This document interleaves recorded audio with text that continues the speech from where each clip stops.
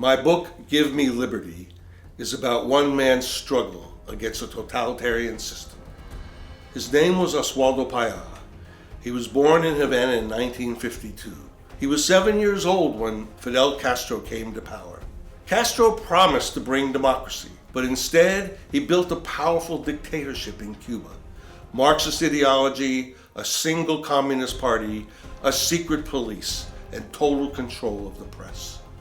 Paya devoted a lifetime to opposing Castro's repression.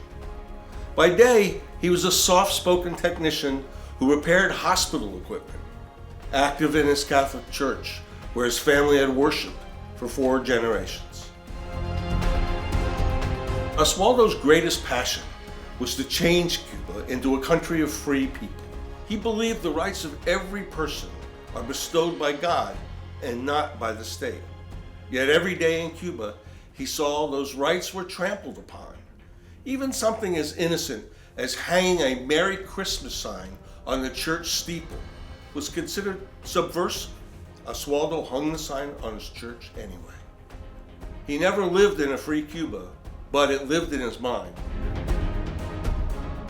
Oswaldo's most daring challenge to Castro was the Varela Project, a one-page citizen petition. It demanded a free press, free elections, freedom of assembly and belief, free enterprise, and freedom for Cuba's political prisoners. The actual petition was just a page, folded in half. Oswaldo had no modern means of communication to reach the Cuban people. Castro controlled radio, television, and newspapers, and there was no internet. Yet, Oswaldo Paya collected more than 35,000 signatures for the Varela Project, totally unheard of in Castro's dictatorship. Those who signed their names gave their addresses and identification numbers. They stood up to be counted. They demanded the right to choose their own destiny. Oswaldo had no weapons.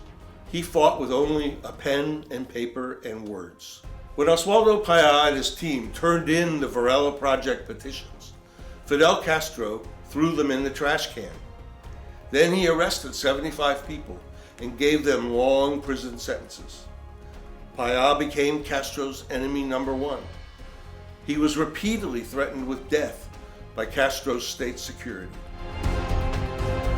On July 22, 2012, he was run off a country road and killed in a suspicious car wreck. But Paya's death did not silence his ideas and the persistence to fight on. People like Oswaldo are in the streets today, fighting for the same values and the same ideals, for the right to think and say what they want. This book will take you into the heart of the struggle for democracy by people desperate to taste freedom, a story of great courage and inspiration against all odds.